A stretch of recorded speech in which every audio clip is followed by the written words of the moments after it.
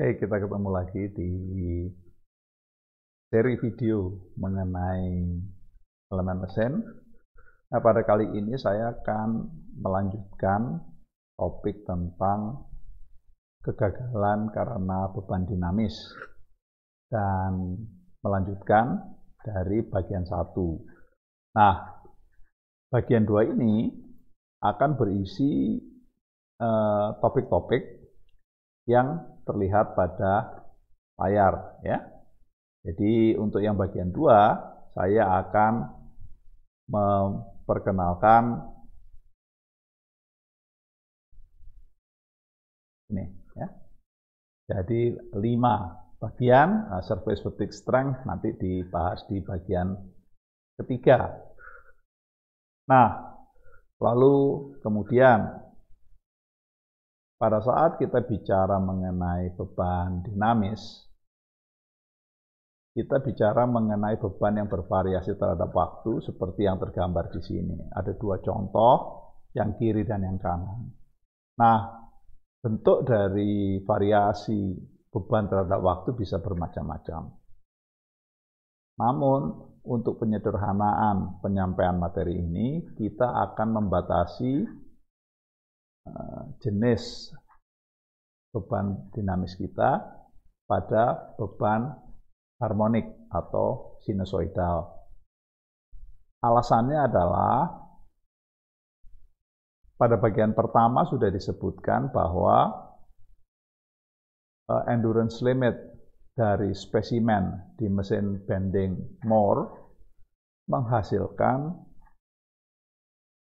tegangan yang bentuknya sinusoidal. Sehingga sekarang supaya kita cocok dengan informasi dan endurance limit yang dihasilkan dari uji lelah Moore tersebut, kita juga membatasi pada jenis beban dinamis yang sinusoidal. Nah, bentuknya seperti apa? Bentuknya adalah seperti ini, ya, sinusoidal. Sumbu horizontalnya adalah waktu dan sumbu horizontalnya adalah tegangan. Nah, seperti terlihat di sini, dengan mudah bisa teridentifikasi bahwa harga tegangan akan dipengaruhi oleh 2 tegangan. Satu tentunya adalah amplitudo dari gelombang sinusoidal. Kita lihat di sini, amplitudonya adalah ini sigma A. Nah, nih, ya. Nah, lalu kemudian yang kedua adalah tegangan tengah, atau yaitu sigma M. Nah, di sini diperlihatkan sigma M adalah ini. Jadi ini adalah model matematis yang kita pakai dalam pembahasan kita, ya. Dan model matematis kita memerlukan 3 variabel sebetulnya, apa saja yang yaitu tegangan bolak-baliknya, alternating stresses, lalu tegangan tengah, mean stresses, sama satu lagi sebetulnya adalah frekuensi. Ya. Nah, kita membatasi pada umur. Jadi kalau umur kita hanya mengatakan berapa kali siklus dari sinusoidal, sehingga masalah frekuensi pada pembahasan ini tidak kita bahas, karena yang kita cari nanti adalah berapa siklus, gitu ya. Dan kalau namanya jumlah siklus, misalnya 1 juta siklus, 10 juta siklus, itu tidak tergantung dari frekuensinya, kecuali kemudian mau kita konversi ke berapa jam artinya. Nah, kalau mau dikonversi dengan mudah menggunakan pengetahuan gelombang, yaitu frekuensi periode dan frekuensi pribadi pada gelombang sinusoidal. Baik, nah kemudian kita sekarang mau melihat lagi. Jadi kalau gelombangnya seperti ini, ada hal lain lagi yang bisa kita amati, yaitu adanya tegangan maksimum dan tegangan minimum. Ya, tegangan maksimumnya mana? Nih.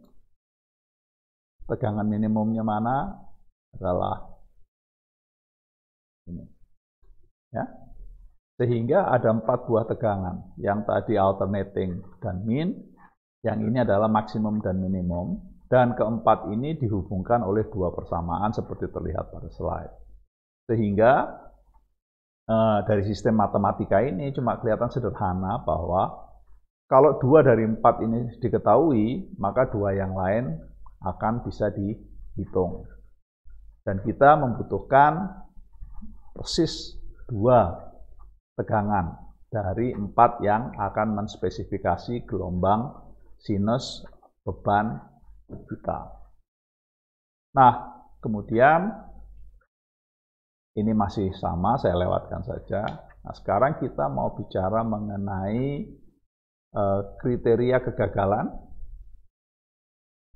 yang terutamanya secara kuantitatif kita akan bicara mengenai bagaimana menghitung faktor keamanan, yaitu factor of safety. Nah, bebannya adalah beban karena beban dinamis, yaitu fatigue failure. Nah, pembahasan kita akan dibatasi oleh beberapa asumsi seperti terlihat di sini. Nomor 1, kita bicara mengenai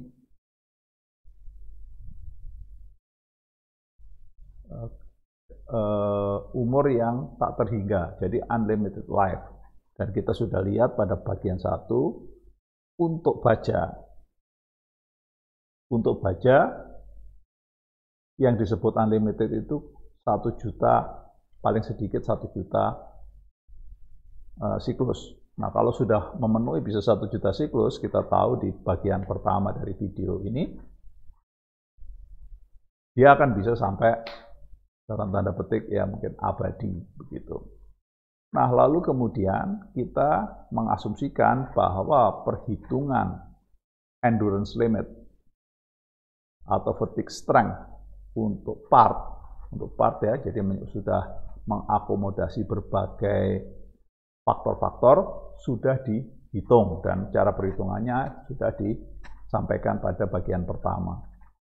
Lalu kemudian pada saat kita membuat part dan di situ sudah mulai ada faktor-faktor, ada bentuk-bentuk yang menimbulkan konsentrasi tegangan, kita mengasumsikan bahwa hal tersebut sudah dihitung. Jadi si endurance limitnya sudah mengakomodasi berbagai faktor konsentrasi tegangan karena bentuk. Ya.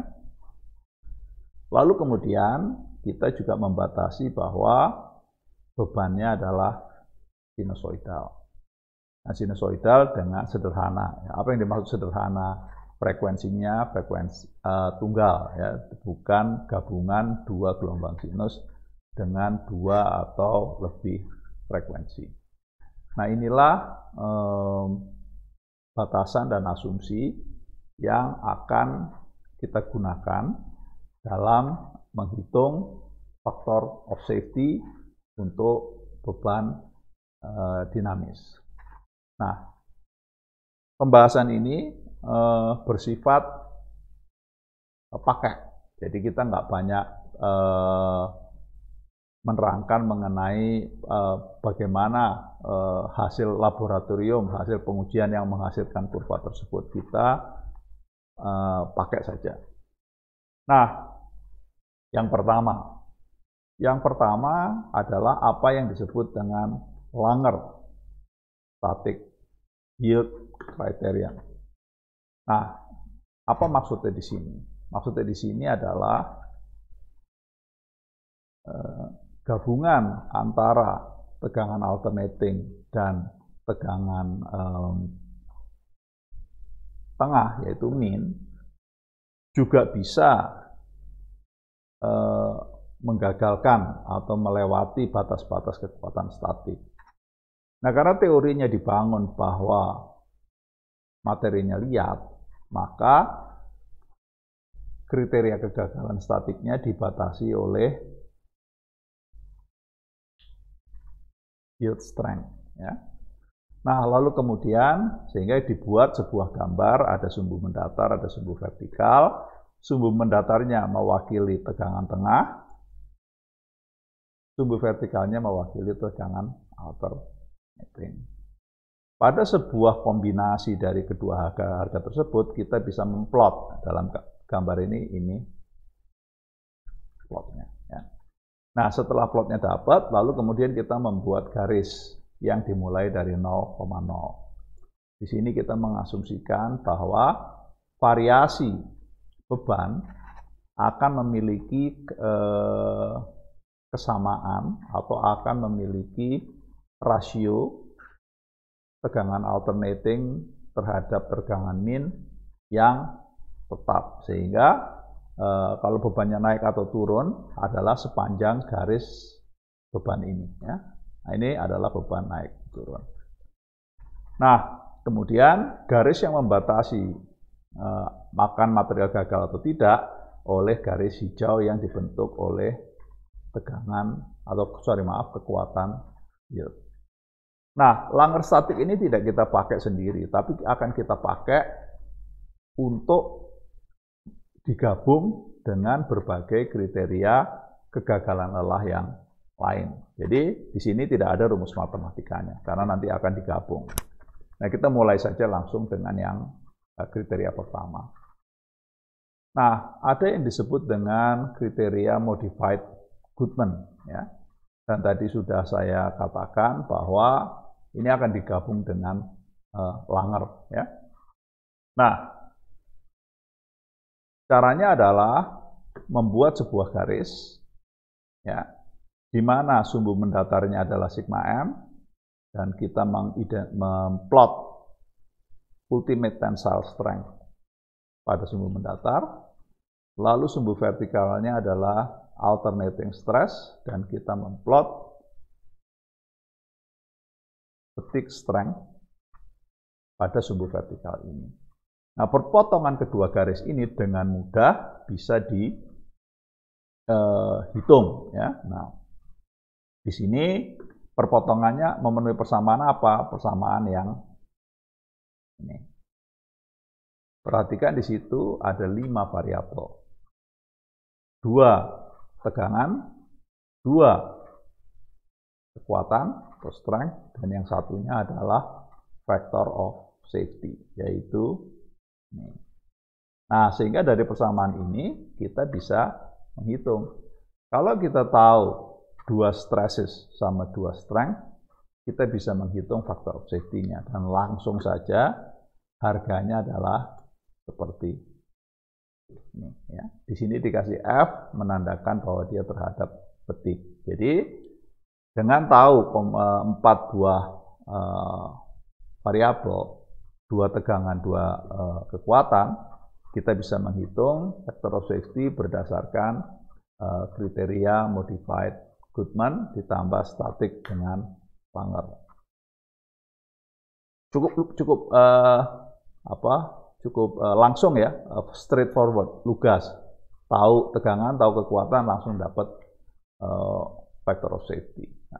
Nah, kemudian kita maju ke kriteria kedua. Ada kriteria yang lain, yaitu apa yang disebut dengan Soderberg criteria. Dan kita di sini juga menggabungkannya dengan Langer. Nah, Soderberg hanyalah modifikasi dari modified Goodman. Kita balik. Nah, di sini pada saat kita bicara modified Goodman, kekuatan yang kita plot pada sumbu tegangan tengah adalah kekuatan ultimate, ya, ultimate strength. Nah, kemudian karena ini bendanya tadi sudah diasumsikan bahwa kita bicara ini masih dalam kriteria material yang liat, Soderberg bilang kalau gitu sebetulnya sumbu mendatarnya lebih cocok pakai yield strength atau kekuatan luluh. Ya sudah, tapi kalau kita lihat secara geometrinya persamaannya sama, yang beda cuman yang setiap ultimate diganti dengan yield, ya, seperti ini. Nah, demikianlah kriteria Soderberg terhadap beban dinamis ya. Lagi-lagi dua tegangan, dua strength atau dua kekuatan, kita mendapatkan factor of safety. Nah, ada satu lagi yang kriteria yang juga kadang dipakai, yaitu yang disebut dengan Gerber kriteria. Nah, Gerber kriteria di sini kita gabung juga dengan Langer against static. Nah, mirip dengan modified Goodman, bahwa kita plottingnya adalah ultimate tensile strength. Cuma bentuk persamaan atau kurva yang menghubungkan antara fatigue strength dengan tensile strength bukan garis lurus, tapi bentuknya lebih kuadrat. Ya, sehingga karena kuadrat, kita bisa mendapatkan persamaan ini. Jadi ini persamaannya bentuknya sebetulnya mirip-mirip dengan elips ya, dengan elips. Nah, lalu kemudian kita lihat kalau seperti ini, bagaimana saya menghitung N, factor of safety? Ya sudah, tinggal dimanipulasi pakai aljabar, ketemu inilah persamaannya. Walaupun kelihatannya kompleks, kalau kita perhatikan persamaan ini, lagi-lagi dia cuma ada 4 buah variabel, 2 tegangan, 2 kekuatan, ya, atau strength. Nah, di sini batasannya adalah nih, bahwa tegangan tengahnya adalah tarik. Ya, ini batasan untuk penggunaan Gerber kriteria. Kalau tegangan tengahnya tegangan tekan, kriteria ini tidak cocok. Ya. Nah, ini adalah kriteria Gerber, dan kita sampai sekarang pada kriteria yang terakhir, ya, yaitu yang disebut dengan ASME, Elliptic Criterion, dan ini sudah digabung dengan Langer. Nah, di sini persamaannya untuk si kurva ini adalah ini, ya. Lalu kemudian kita menggunakan yield strength. Nah, dengan seperti ini, kalau kita ditanya bagaimana si factor of safety N, ya kita menggunakan aljabar untuk yang namanya mencari si factor of safety. Nah, perhatikan sebelah kanan tanda sama dengan juga terdiri dari 2 tegangan, 2 kekuatan. Inilah 4 kriteria kegagalan lelah, nanti kita akan bandingkan. Nah, kemudian saya akan maju ke slide berikutnya, yang terakhir. Ini. Tadi kita bicara mengenai material yang liat. Bagaimana kalau materialnya brittle? Kalau materialnya brittle, ada kriteria yang dibangun oleh Smith sama Dolan, sehingga dinamakan kriteria Smith-Dolan. Nah, langsung saja factor safety-nya persamaannya seperti yang terlihat di slide. Nah, silahkan dibaca textbook-nya kalau ingin melihat bagaimana penurunannya, ya. Nah, kita di sini menyampaikan bagaimana rumus apa yang harus digunakan. Dan kalau kita lihat sebelah kanan tanda sama dengan itu sebetulnya isinya ya lagi-lagi 2 stress dan 2 strength. Nah, dengan demikian, inilah akhir dari bagian kedua untuk kriteria kegagalan lelah. Nah, tentunya saya akan sambung dengan sebuah alat hitung sederhana. Ini saya inikan dulu, saya selesaikan dulu show-nya. Nah, alat hitung sederhananya sebetulnya adalah hanya Excel biasa, ya. Hanya Excel biasa. Tadi kita lihat ada strength, dan strength-nya ada yang statik, yaitu yang ini. Ada juga yang dinamis, yang fatigue strength, dan ada stress, ya. Nah, sehingga di sini kita udah lihat, oke, kalau gitu kita bisa pakai. Langsung saja kita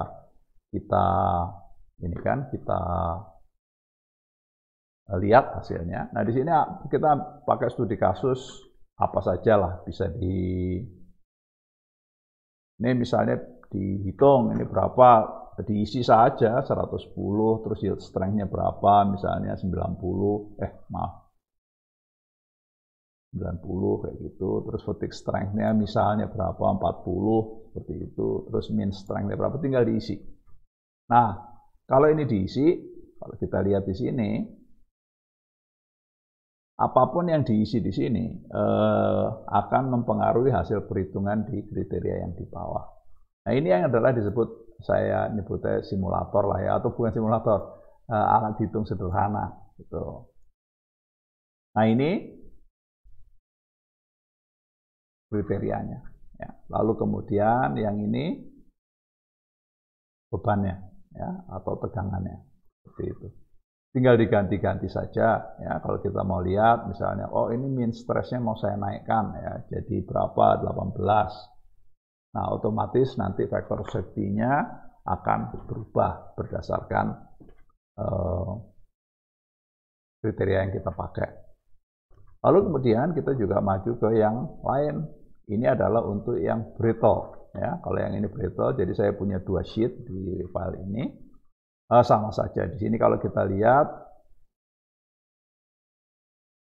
saya ini faktor safety basisnya pakai Dolan ya.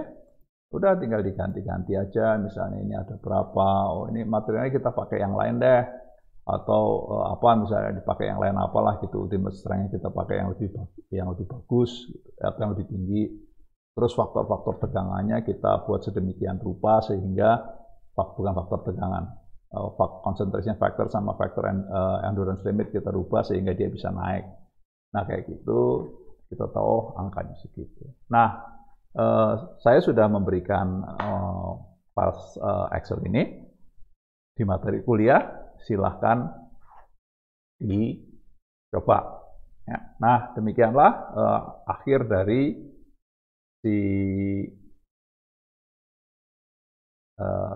materi ini. Kita ketemu di video berikutnya. Terima kasih atas perhatiannya.